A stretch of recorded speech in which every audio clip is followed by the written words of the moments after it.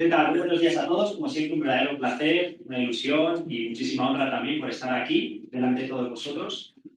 Y no sé si os ha pasado alguna vez, yo estoy convencido de que sí, que viendo alguna película, a mí me ha pasado recientemente. No sé qué sucede a veces con algunas películas, que es como que misteriosamente, como que brotasen partículas en el aire o motitas de polvo, de repente cuando es una película, que se te meta una en el ojo y claro, pues eso provoca alguna lágrima, ¿verdad? Y son esas cositas que se te meten en el ojo, ¿verdad? Y que es por eso que aparece esa lágrima.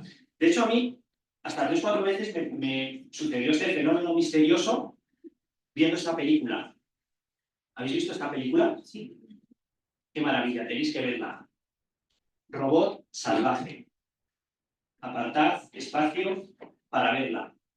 Una película que va a provocar muchas motas de polvo en el aire, que te hablará sobre la amistad, el cuidado, sobre ayudar a otros a volar y no retenerles, pero que especialmente te hablará del amor y planteará la cuestión de si es posible que exista el amor en la relación de un robot con un pequeño ganso. Y es una pregunta difícil, porque pese a que sabemos o creemos saber que ya sabemos todo del amor y que es un tema súper contado, súper hablado además en las iglesias, es una pregunta realmente difícil, porque para ello habrá que definir qué es el amor y cómo opera el amor. Y será ese el tema de hoy, el amor. Y claro, decir que el tema de hoy es el amor nos presenta dos grandes riesgos. El primero de ellos, que os afecta a vosotros y del que sois responsables, es el de minimizar este tema y ya instantáneamente decir, ¡buah! El amor. ¿Cuántas predicaciones no llevo ya escuchadas del amor? Voy a ir desconectando porque nada nuevo escucharé hoy. Entonces, esa es vuestra responsabilidad, no minimizar el tema y tener el ánimo de que vamos a ver algo nuevo.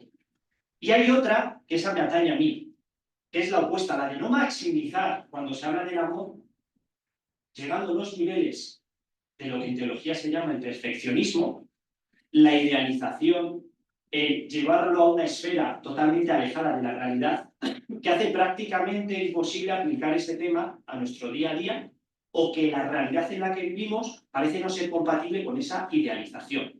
Por lo tanto, mi compromiso es traeros algo nuevo hoy para que merezca la pena la escucha, y a la vez traigo el compromiso de traerlo a pie, a la tierra, para que podamos practicarlo.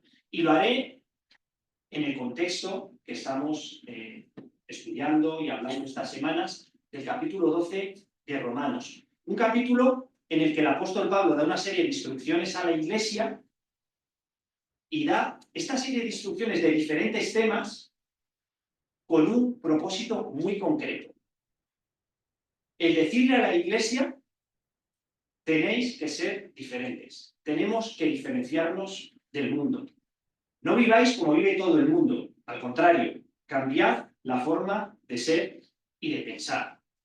Y serán estos temas en los que nos reta a ser diferentes. Hoy será el amor, ahora veremos el texto más adelante en el que hace referencia el apóstol al amor.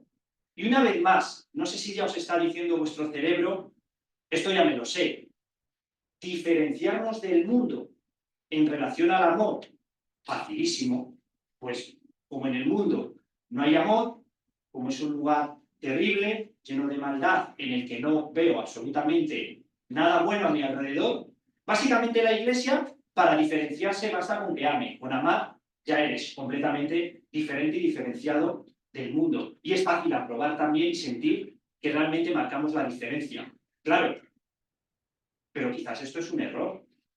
¿Realmente no hay amor ahí fuera? ¿Realmente el que nosotros amemos nos hace tan diferentes y diferenciados del mundo? ¿Tenemos nosotros la exclusiva del amor? Pensemos, por ejemplo, en el contexto de esta carta que escribe a los romanos, en una familia romana, en la época. Tendemos a pensar que sería un padre terrible, que solo quiere causar daño a su familia, unos hijos que ya desde bien pequeños solo manifiestan el mal. Claro, construimos esas ideas a veces, y ahí aparece la Iglesia como en la que se da el amor en el único lugar en el que podrás verlo y la convierte en diferente. Pero esa familia romana que describo realmente tenía que ser así. No podía ser como esta familia. Pensar que no había amor en Roma, pues es un gran error. Las familias, los amigos, manifestaban amor. Por tanto, la clave de este mensaje de hoy, más bien el mensaje del apóstol a la Iglesia, no va a ser amad, que eso ya os hace diferentes. No te hace diferente amar. Pero es que vengamos a la actualidad. Ok, las iglesias, está bien, en el mundo también hay amor. No, pero las iglesias somos los que amamos en mayor cantidad, los que verdaderamente nos diferenciamos por las grandes muestras de amor que hacemos. ¿Es eso también una realidad? Hemos podido ver meses atrás, y se sigue viendo, pero fue especialmente impactante al principio, estas oleadas, muchas de ellas de jóvenes, que acudieron en masa a ayudar a este desastre en Valencia, ¿no? De la Dana. Escenas como estas nos muestran que la mayor cantidad de amor desplegado no procede de las iglesias. Es más, si quisiésemos competir en esto con el mundo, perderíamos. Estamos hablando de cantidad como factor diferenciador. ¿Perderíamos? Claro que sí. Basta ver muchísimas de las acciones tan impactantes y bonitas y positivas como esta. Son acciones en las que obviamente hay cristianos también, por supuesto, y muchas iglesias han participado, desde aquí hemos participado, pero en cuestión de cantidad, ¿es eso también el factor diferencial? Bueno, vayamos quizás a lo elevado. ¿Será el factor diferencial la expresión del amor? Que somos los cristianos los que somos capaces de componer las mejores poesías, obras de literatura, arte, canciones sobre el amor. ¿Será esa también la diferencia? Ya lo dijeron los Beatles, ¿no? Todo lo que necesitas es amor. ¿Cuántas canciones no hay de amor? ¿Cuántos libros, poesías, obras de teatro, obras de arte? Tenemos también nosotros la exclusividad del amor en lo que tiene que ver con la expresión. Por tanto, ahora ya va a llegar la solución en el texto del apóstol. Pero la pregunta es, ¿qué diferencia la Iglesia respecto al mundo? Nosotros como cristianos, a los que se nos llama en Romanos 12 a ser diferentes y diferenciarnos del mundo, en relación al amor, ¿cuál es el rasgo distintivo de la Iglesia que te convierte en diferente? Pues lo vemos en el texto de hoy, que dice a la Iglesia que el amor sea sin fingimiento, aborreced lo malo, seguid lo bueno. Amaos los unos a los otros por amor fraternal. En cuanto a honra, prefiriéndoos los unos a los otros. Lo que hace diferente a la Iglesia, el llamado que tenemos para diferenciarnos, no es la exclusividad del amor, no es una cantidad de amor visible con grandes acciones que todos ven, no es la expresión del amor a través del arte. Lo que verdaderamente diferencia a la Iglesia del mundo en la forma de desempeñar el amor, pongo este versículo en un lenguaje más resumido y quizás cercano y coloquial a todos, lo que se nos pide es amaos y honraos todos los grupos como hermanos y sin aparentar. Estas serán las tres características que diferencien nuestro amor. Y surge una primera pregunta seguramente en vosotros. ¿Los grupos? ¿Cómo que los grupos? ¿Qué es esto de los grupos en la Iglesia? Sí, esta referencia en la que el texto se dice amaos los unos a los otros, no es con un énfasis individual en este texto. No tiene el énfasis de amaos todas las personas a todas las personas, sino todos los grupos a todos los grupos. Un énfasis grupal. Vamos a volver al principio, diferenciaos de la sociedad. Vamos a la sociedad a la que se hablaba en ese momento, y para tú diferenciarte tienes que conocer cómo era para ser diferente. ¿Cómo era esta sociedad? Una sociedad totalmente clasista, llena de clases, de grupos sociales, Cada persona era clasificada en una categoría. Ciudadano, no ciudadano, patricio, esclavo, esclavo de primera, esclavo de segunda, libre, infinidad de clases sociales. Y lo que hacía esta sociedad era aplicar y desarrollar el amor, es decir, cuidar, preocuparse, o la honra, mostrar respeto, someterse, tener un buen trato, únicamente con aquellos que pertenecían a tu grupo social o superiores para obtener algo de ellos. Pero aquellos que estaban por debajo no aplicabas el más mínimo amor ni honra. Aquellos que eran diferentes a ti o pertenecían a otro grupo eran insignificantes ni existían para ti. Por lo tanto, la diferencia y la revolución del cristianismo, el verdadero impacto diferenciador de la Iglesia en ese tiempo, era ser un lugar, una comunidad en la que el amor y la honra participaban y se expresaban de unos grupos a otros. El verdadero impacto diferenciador no era ser un lugar en el que desaparecían los grupos, todos pasaban automáticamente a ser exactamente iguales, sino que aun en la permanencia de los grupos, el amor se practicaba entre todos. Cuando alguien conociese, visitase a una comunidad, a una iglesia, a un grupo de cristianos, el impacto que recibiría y que le haría pensar, estos son diferentes, no es encontrarse a un grupo de clonados. Lo que le impactaría es ver cómo un ciudadano romano, de la categoría de ciudadano, le cede el asiento a un no ciudadano. Es ver cómo una sociedad en la que el joven no podía hablar en presencia de un mayor, podía ver cómo un mayor le preguntaba a un joven ¿qué tal estás? Y le escuchaba. Un grupo en el que no desaparecían las edades, las circunstancias sociales, pero en el que no eran un muro de separación entre los grupos para frenar el amor y la honra. Y dejadme que haga un paréntesis para reflexionar un poco en esto de los grupos, porque sé que causa bastante duda en este momento en el que dices, oye, llevo toda la vida escuchando que los grupos son negativos, que hay que erradicar los grupos, y ahora, ¿cómo que es esto de que en la iglesia coexisten los grupos? Hay dos realidades totalmente ciertas, las dos, y que coexisten. Y son que somos un cuerpo y que somos diferentes. Sin duda, somos un cuerpo en el que no cabe el individualismo. El pastor que va a buscar a la oveja perdida, la rescata y no se va con ella a conocer el mundo. La lleva al rebaño. Un Salvador que vino a salvar a su pueblo y que regresará a por su novia, que es la iglesia de la que está enamorado. Y un Salvador que recibe muchos títulos y nombres. Uno de ellos, Emmanuel, Dios con nosotros. No conmigo, con nosotros. No cabe el individualismo en la iglesia. Sin lugar a dudas, somos un cuerpo. Pero del mismo modo, y tan real, somos diferentes. No confundamos el individualismo con el ser individuales. Somos diferentes antes de conocer a Cristo. Tenemos gustos, hobbies, habilidades, nacionalidad, idioma, un contexto social, relaciones familiares, amistad, y todo esto no desaparece por conocer a Cristo. De hecho, cuando conoces a Cristo, incluso aparecen más rasgos diferenciadores, porque recibes unos dones. Acabamos de leer versículos previos, hemos tenido predicación hace 2 semanas, sobre cómo tenemos diferentes dones. Por lo tanto, las diferencias siguen incluso dándose.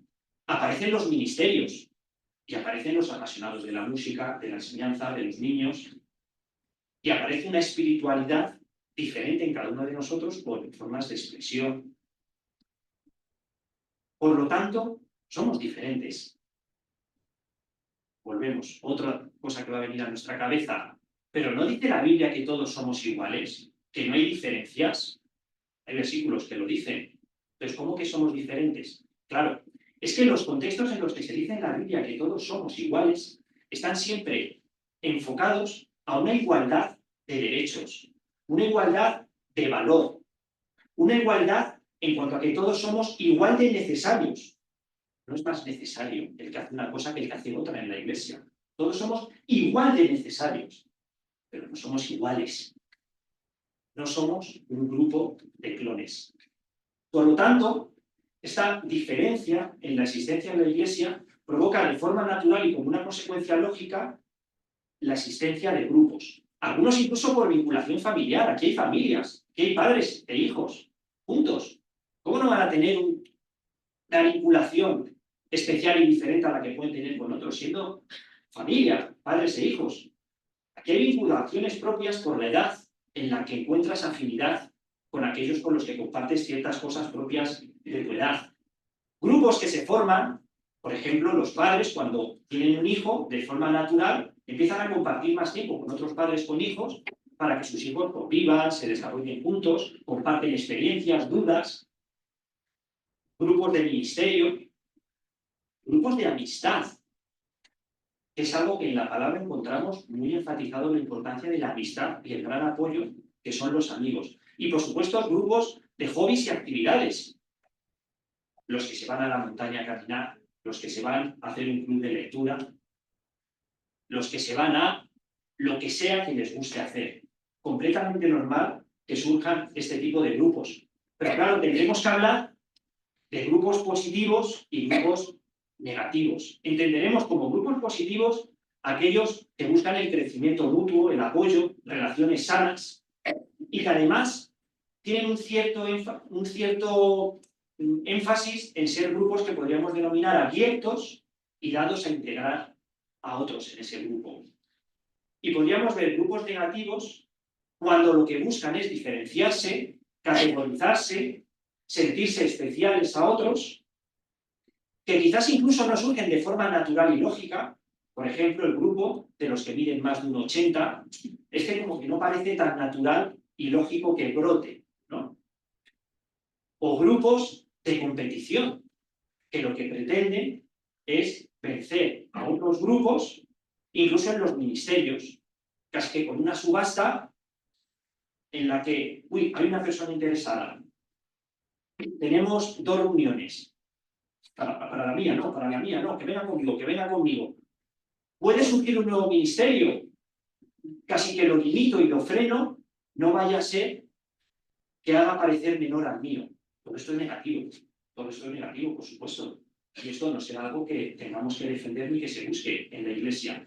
Por tanto, y cerrando este tema, lo que diferencia a la Iglesia, una de las 3 características y de los 3 puntos que el apóstol nos trae, no es la no existencia de grupos ni convertirnos en un grupo de clonados, sino que dentro de estas diferencias hay un amor y una honra entre los grupos. El segundo aspecto será que este amor y esta honra sea como el de hermanos. Y claro, aquí nos tenemos que preguntar cómo se aman y se honran los hermanos. Y volvemos a esta peligrosa idealización al perfeccionismo. Porque diremos, a ver, nos tenemos que amar como hermanos. ¿Cómo es el amor entre hermanos? Pues mira, los hermanos son los mejores amigos, uno con otro. Se cuentan todo, hablan cada día, se conocen en detalle, saben lo que va a decir el otro antes de hablar, salen juntos. ¿Es así realmente la relación entre hermanos? Yo creo que la realidad es que lo habitual, muchas veces es que incluso vives lejos de tu hermano o de tu hermana. No puedes compartir tanto tiempo, no puedes hablar cada día con él.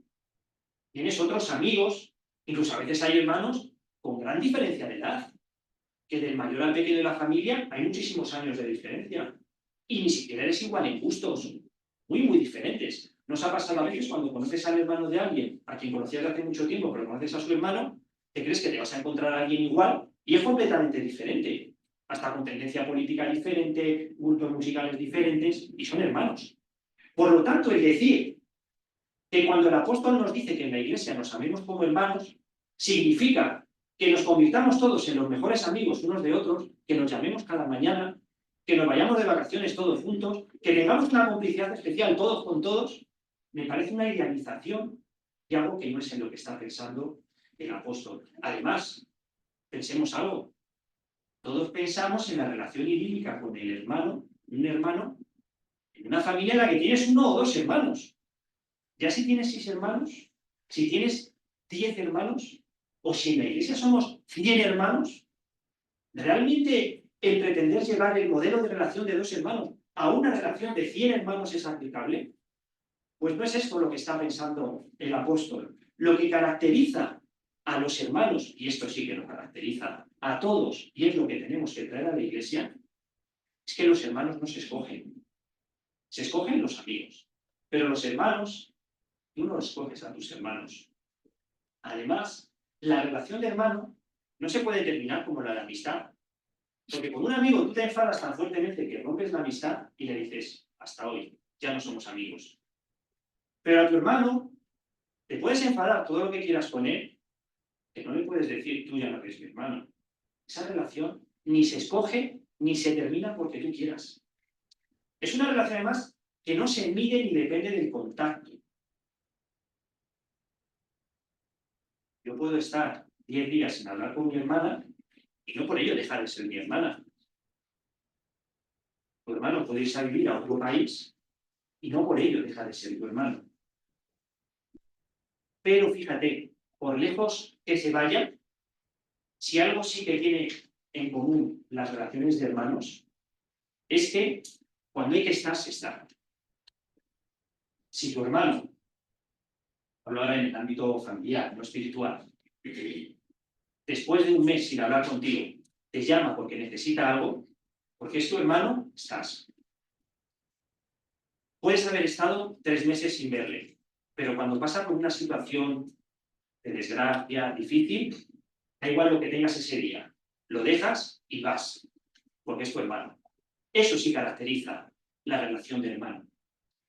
Por tanto, lo que diferencia a la iglesia y lo que se nos pide para diferenciarnos al mundo es que en la iglesia tú pides permiso en el trabajo para ir a un entierro y cuando te preguntan, lo siento, ¿ha fallecido un familiar? Tú le dices, no, realmente es un hermano de la iglesia. Lo transgresor y diferente del amor en la iglesia es tener comportamientos que solo tienes con un hermano, pero que lo tienes en la iglesia con alguien tan diferente a ti, con el que casi ni has hablado a lo mejor, pero cuando hay que estar, se está. Y por último, nos amamos, se nos pide amar y que nos honremos sin aparentar. Cristo en los evangelios denuncia abiertamente lo que son las apariencias, lo exterior, hecho con la intención de ser visto. Eso es aparentar. El amor se nos dice que no tiene que ser un amor dirigido, un amor de procedimiento, un amor que haga sentir incómodo al que lo está practicando, o un amor que se valore por las formas externas. El amor realmente es algo que se puede manifestar con muchísimas diferentes expresiones, diferentes tipos de acción. Desde una conversación, a ayudar, a saludar, a escuchar, a servir, a orar por otra persona. Son tantas las múltiples formas en las que podemos expresar el amor que pretender limitarlo a una forma u obligar a que se desarrolle de un determinado modo puede forzar incluso a que el que lo haga por apariencia para sentir que cumple el modelo de amor. Cada persona somos completamente diferentes y eso nos lleva a amar de una forma diferente, que va ligada a nuestra forma de ser, a nuestro carácter, a nuestra timidez, a lo que para nosotros es un gesto, a lo que para nosotros es un esfuerzo que hago para que sepas que te amo. Y para algunos, ese pequeño esfuerzo puede ser tan inapreciable para otros que no se valore. Cada uno de nosotros ama de una forma diferente. Por tanto, el amor en la iglesia, que debe de ser un amor que no tenga apariencias, debemos colaborar entre todos para no forzar a otros a entrar en las apariencias. Por lo tanto, debemos entender las formas de amar de los otros, agradecerlas y no exigirlas. Quizás ese café que te ha ofrecido tomar alguien y tanto te ha ofendido porque no te ha invitado a comer, es un gran esfuerzo para esa persona que te está tratando de mostrar su amor.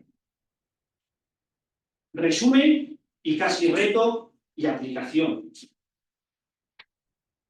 Estamos llamados a diferenciarnos del mundo. No caigamos en el simplismo de pensar que el mero hecho de amar ya nos convierte en diferentes. No caigamos en unas idealizaciones imposibles que nos lleven a pretender convertir la Iglesia en una comunidad de personas exactamente iguales que han renunciado a sus hobbies, sus deseos, su forma de ser, sus relaciones. No pretendemos generar al que nos visite la sensación de que se tiene que hacer de una determinada forma para estar con nosotros, sino generemos una sensación de que seas como seas, eres bienvenido. Y que aquí dentro nunca se te va a dejar de amar o ser como eres. Por lo tanto, pensemos cada uno de nosotros si estamos realmente dando un uso positivo a los grupos. Es una reflexión importante que tenemos que hacer. Reflexionemos también si estamos teniendo un comportamiento de hermano con nuestros hermanos, que no significa llamarnos cada día por la mañana, que no significa irnos de vacaciones todos los veranos todos juntos, pero significa estar cuando hay que estar. Y hagamos también una reflexión si estamos quizás dejando de apreciar o ver formas de amor de otros porque pensamos que no son en la forma que debiera de ser o como yo creo que se debe de amar. Y bueno, como siempre viene bien un ejemplo y tener algo de ayuda a la que poder mirar y poder identificarnos, pensemos en aquel que se sentó a la mesa con los ricos y poderosos y con los pobres, y que a ninguno de ellos les llamó a cambiar su condición, sino su corazón. Pensemos en aquel que estuvo cuando había que estar, en el momento que tenía que estar, cuando se le necesitaba, respondió. Y pensemos aquel que nos ama a cada uno de una forma totalmente diferente, adaptada a nosotros y a medida para cada uno de nosotros. Así que tomando ese modelo, pues oremos los unos por los otros para poder aceptar el desafío y como Iglesia diferenciarnos del mundo con un amor completamente diferente. Os dejo este texto para pensar unos instantes.